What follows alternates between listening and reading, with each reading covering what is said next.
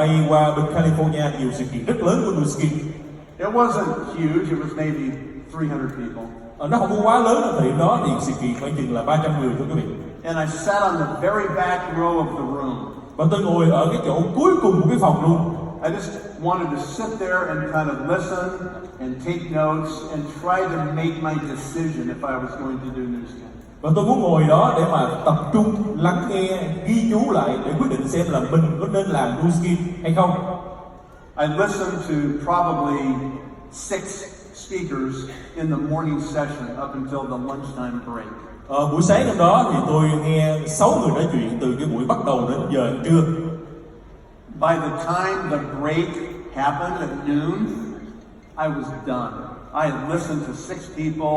I said to myself, if those people can be successful, I can be successful at this. Tới giờ nghỉ trưa quý vị là nghe xong rồi. Tôi nghĩ thế này, nếu mà 6 người đó mà thành công như vậy thì chắc chắn tôi cũng thành công. The entire afternoon of the session, I wasn't even listening to the speakers. Cái chương trình buổi chiều quý vị, tôi cũng không nghe, cũng không tập trung nghe người nói chuyện. Như thế nào? I was writing down names of people. Mà buổi chiều đó tôi ngồi tôi viết ra tên của người ta. Name after name after name. Hết cái tên này đến cái tên khác. I wrote down about 300 names that afternoon. Tôi viết ra khoảng 300 cái tên. In the evening, I got on the airplane. I flew back to my home in Utah. Và buổi tối đó thì tôi lên máy bay là bay ngược lại về Utah. When I walked in the door, my wife said, "So, how was your day?" Và khi mà tôi bước vào nhà thì vợ hỏi, anh ơi ngày hôm nay thế nào? She said, "What do you think? Hôm nay anh nghĩ như thế nào? Do you think that we should do Nu Skin?" Anh có nghĩ là tụi mình nên làm Nu Skin không? I showed her my list of names. Tôi đưa ra cho cô xem cái danh sách tên mà tôi vừa viết xuống. She knew what my decision was. Và cô biết được luôn và hiểu luôn là quyết định của tôi là như thế nào. And she is such an awesome wife, such an awesome partner. I'm sorry. My wife is such an amazing wife and an amazing partner. Thưa quý vị, vợ tôi là một cái người vợ rất là tuyệt vời và cũng như là một người bạn đời cực kỳ hoàn hảo. She said, "I'll support you in whatever your decision is." Và cô sẵn sàng giúp đỡ tôi và hỗ trợ gia đình nuôi cái đứa trẻ nghe khi là quyết định tôi là gì đi chăng nữa.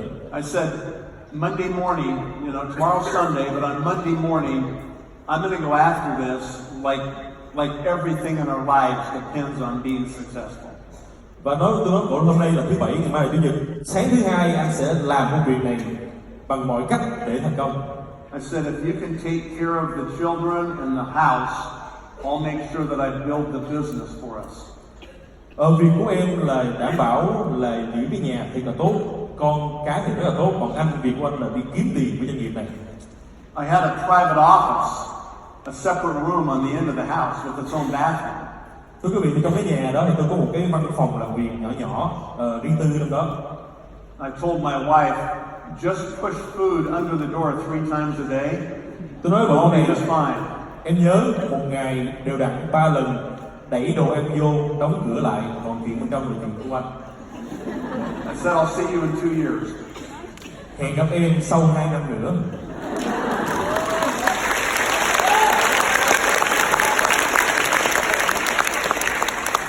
Of course I was kidding.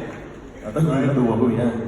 But I seriously was putting in at the very beginning 14, 16 hours, 18 hours a day.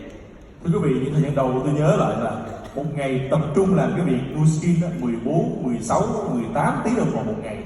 6 days a week. 6 ngày một tuần. I don't work on Sunday. Spend Tôi không có Sunday làm việc with my ngày Chủ nhật. family. Ngày Chủ nhật là ngày đi nhà thờ. But the rest of the time, talking to as many people as I can talk to, as many presentations as I can do. Thời gian còn lại là nói chuyện với người ta về Nu Skin và làm thuyết trình về Nu Skin nhiều nhất trong khả năng có thể. I had enough savings to make it 6 months. Tôi có một khoản để dành đủ để sống, đủ để trang trải trong vòng 6 tháng. If I didn't make $5,000 or more within 6 months, I was going to go bankrupt. Trong vòng 6 tháng tới, nếu mà không kiếm được 5.000 đô là coi như tuyên bố phá sản người này. Nobody else was going to feed my children. Sẽ không có người nào nuôi con tôi. Nobody else was going to pay for my house. Sẽ không có người nào trả cái tiền nhà cho tôi. This was my job. Và đây là việc của tôi. So I had to make it happen. Và tôi phải biến nó thành hiện thực. I didn't care who said yes, and I didn't care who said no.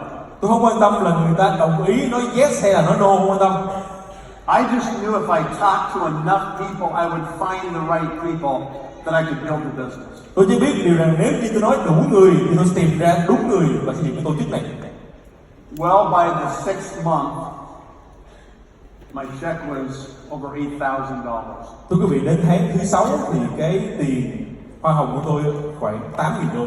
So I made enough money. I didn't go bankrupt. Có nghĩa là cái đủ tiền để sống rồi. And then it just continued to work very diligently. Và cứ thế tiếp tục làm việc một cách rất cống hiến. And now it's been almost 30 years.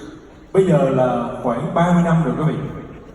Next year will be my 30-year anniversary of joining Nu Skin. Năm sau sẽ là kỷ niệm 30 năm ngày tham gia vào Nu Skin. I've grown up at Nu Skin. Tôi lớn lên ở Nu Skin. I've spent the majority of my adult life in Nu Skin.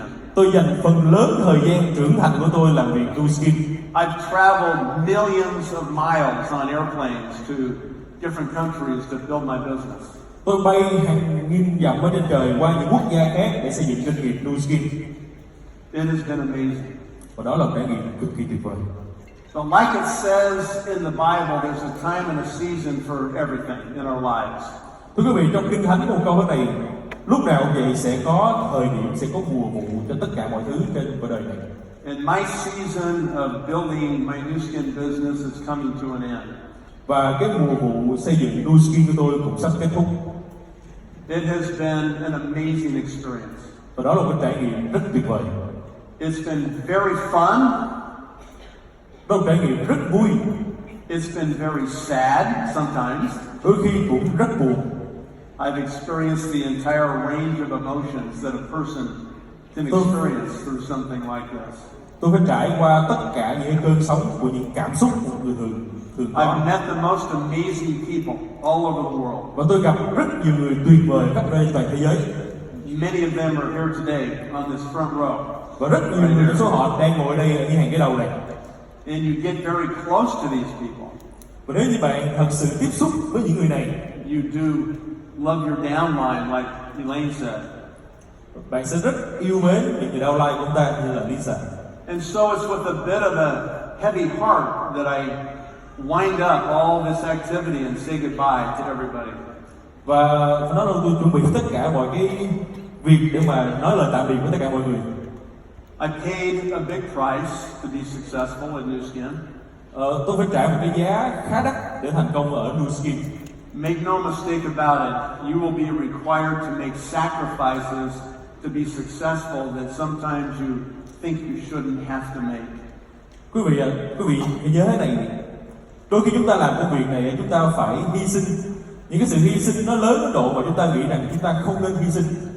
And if I could correct one mistake that I think I made during my career, it was that I would have spent a little bit more time with my children, a little bit more time at home. Thưa quý vị, nếu như có một cái điều mà tôi sẽ thay đổi trong suốt cái sự nghiệp của mình, thì cái điều tôi muốn thay đổi đó chính là tôi sẽ dành nhiều thời gian hơn cho những đứa con của tôi. Luckily for you, you live in a different time than when I started Nu Skin. Nhưng mà rất may mắn là quý vị đang sống ở trong một cái thời đại rất khác so với những cái thời lúc mà tôi bắt đầu sự nghiệp Nu Skin này. When I joined Nu Skin, there was no internet. Lúc tôi làm Nu Skin đó chưa có internet. We barely had cell phones. Và chúng ta ít người có được điện thoại di động. They were huge. Cái điện thoại di động nó lớn như cục You gạch had vậy to đó. work out just to hold the thing up to your head. Mỗi lần mà lấy cái điện thoại ra nghe một phát là cầm như cả thiên hạ thì thấy nó luôn. Almost all of our phones had wires that were connected into the wall. Hầu hết cái điện thoại lúc nào cũng có dây cắm vô tường rồi đó. Many of you have never seen a phone like that. You're too young. Và các chị nào mà chưa bao giờ thấy cái điện thoại mà có dây cắm vô tường thì chúng ta đang quá trẻ nè. We built our business with landline telephones and fax machines. Chúng tôi xây dựng một doanh nghiệp dựa trên những cái điện thoại cố định và máy fax. That's the world that I started Nu Skin in. Đó là cái thế giới mà tôi đã khởi nghiệp Nu Skin. It required a lot more travel. Và nó đòi hỏi phải di chuyển, đi lại rất nhiều. It required being there in person because there was no Zoom, there was no Skype, there was no Fuse. Thời điểm đó là thời điểm mà phải trực tiếp gặp mặt nhau, chứ làm gì có Zoom, làm gì có Skype, làm gì có Fuse. Luckily for you, you can actually be at home and you can project your image and your influence anywhere in the world. Rất may mắn là ngày hôm nay chúng ta có thể ở nhà chiếu cái hình lên máy tính và có thể ảnh hưởng đến nhiều người khác trên toàn thế giới. It's the best time ever to be part of Nu Skin. Đây là thời điểm tốt nhất để làm một phần của Nu Skin. It was a lot harder 30 years ago. 30 năm trước, công việc này khó khăn rất nhiều quý vị. So it's been a wonderful experience, and what I would like to do in the time that I have remaining tonight is to give you my last words of advice about the business. Và điều tuyệt vời nhất ngày hôm nay tôi muốn dành cho quý vị đó là đưa cho quý vị một lời khuyên mà tôi có thể khuyên quý vị lần cuối cùng. Some of these pieces, some of these points of advice relate to my personal beliefs. Và những cái lời khuyên này, những cái lời mà tôi chia sẻ với quý vị đây nó dựa trên cái trải nghiệm cá nhân, kinh nghiệm cá nhân của tôi.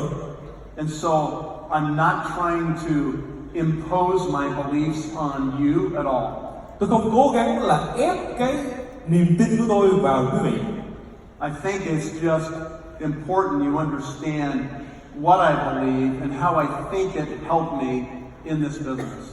Và tôi muốn quý vị hiểu rằng lý do vì sao tôi tin vào những điều này và những điều này để giúp tôi trong công việc kinh doanh là như thế nào.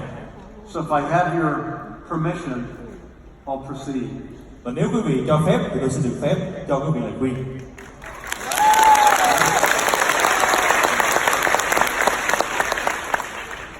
All right. So these are 12 things that I think